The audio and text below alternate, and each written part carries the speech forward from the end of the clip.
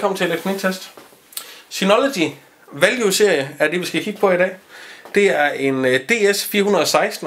Det er den nyeste 2016-model med en Anapuma Labs Alpine AL212 CPU med en dual-core 1,4 GHz. Vi har 1 GB DDR3 RAM heri. Vi har 2 1 GB LAN-porte. Vi har nogle USB 3-porte om bag. Og mulighed for en hel masse med deres DRM-software, som mange af jer sikkert allerede kender. Der vil også komme en lille video af, hvor jeg lige cykler lidt rundt i den software og viser lidt, hvad der jeg har af erfaringer med det. Og så lige en gennemgang af, hvordan det ser ud. Det er meget rart nogle gange lige at se, hvordan tingene ser ud, inden man bare går ud og køber tingene. Så jeg tror egentlig bare, at vi får bare åbnet den her.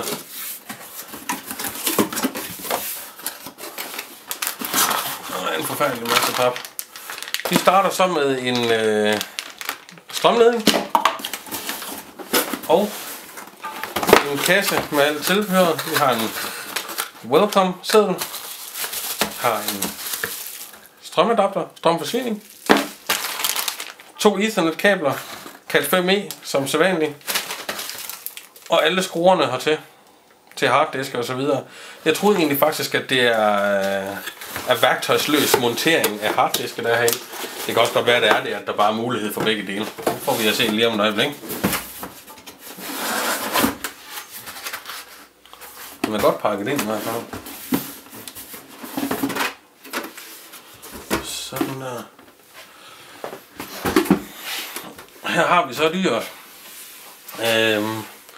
Som også med de andre server vi tester, så Synology og QNAP og Asus og alle dem der, de holder sig jo til deres design af kabinetter, som jo egentlig er ens for alle årgange. Der er måske blevet ændret nogle små ting, men det er godt nok ikke meget.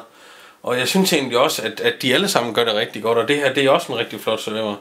Jeg er ikke så god til de her blanke overflader, fordi jeg synes hurtigt, det bliver beskidt og træls at se på. Men det er en smagssag. Vi har et mat sort kabinet. Det ligner egentlig, det er sådan noget, hvis man tog metal og glasblæste eller sådan noget, sådan det ligner, det er sådan en ro plastik overflade.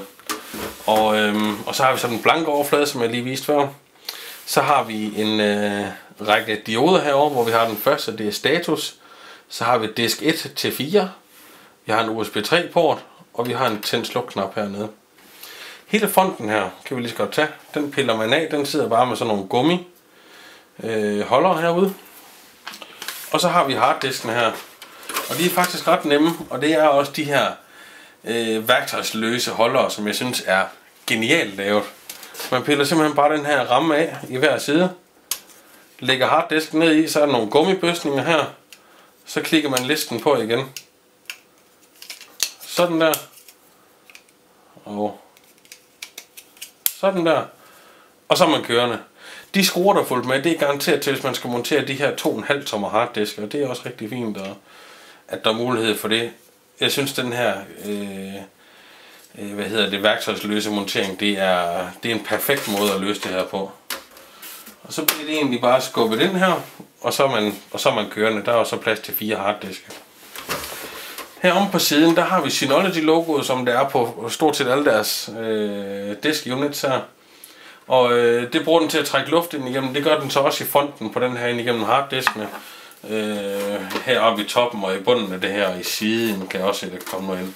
Så det er altså det her, den trækker luft ind, og det er der altså i begge sider. Og nu ved jeg, at min bror han har en 415, mener jeg det er. Og man kan altså godt se, at der kommer ind her, hvis man har lidt støvet lokale eller et eller andet, så samler det sig altså i de her Synology logoer her, så man kan tydeligt se, at der bliver trukket luft ind her. Hvis vi kigger bagpå, så har vi 92 mm blæser for at sørge for at få varmen væk fra de her harddisker. Når der sidder 4 harddisker måske og arbejder på højtryk, så bliver der altså varmt derinde. Ligeledes sammen med CPU og RAM og sådan noget, der sidder og arbejder, så bliver der sgu varmt inde i sådan en, så derfor så skal der jo virkelig noget gennemstrømning af luft for at køle det her ned. Så har vi deres strømstik hernede. Jeg er ikke helt vild med, at der bliver sat sådan et på, som det er så specielt, da jeg så hellere, at det var en standard, som man kunne gå ud og finde igen, i stedet for at skulle købe en hamrende dyr strømforsyning, hvis der skulle ske et eller andet. Det håber jeg ikke, der gør, men jeg har hørt om, at det er sket før. Det er dog på nogle gamle modeller.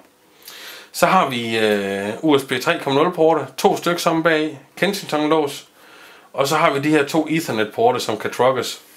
Det betyder, at du kører de 2 sammen, og det betyder ikke, at du får 2 gigabit forbindelse igennem til serveren, og dog på den måde, at hvis jeg sidder med 2 computere og prøver at tilgå serveren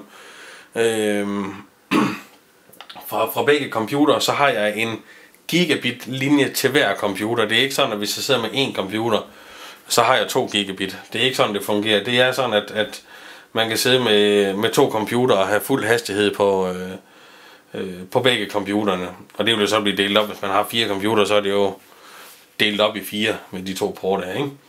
Og så videre. Og der ser man jo også, at mange af de store server, blandt andet fra QNAP og også fra Synology, at der er nogle, man får med 4 port i, og man begynder også at få nogle med 10 gigabit port i, og sådan noget. Og så begynder det altså at blive rigtig spændende, hvis man bruger det her til noget. Nu har jeg i mit normale setup hernede, der har jeg en 10 gigabit forbindelse ned til min server, som jeg så sidder og arbejder direkte på, så jeg behøver egentlig ikke rigtig at have noget kapacitet i min computer, fordi jeg har så høje hastigheder ned til min server, at jeg behøver ikke at have noget hurtigt storage i min computer. Så det er smart for det, og det er rigtig smart, at man har flere, og det her, det er jo over i, det er en value-serie, det er en consumer-serie stadigvæk, og det er en forholdsvis fin server til prisen, i hvert fald super server, og de gør det rigtig godt, de Synology her. Det er faktisk et stykke tid siden, jeg sidst har rodet med en, men som sagt, så har min bror en, og jeg ved, at han er rigtig, rigtig glad for den, og han bruger den flittigt hver eneste dag. Så, lad os se, er der mere, vi skal gennemgå her?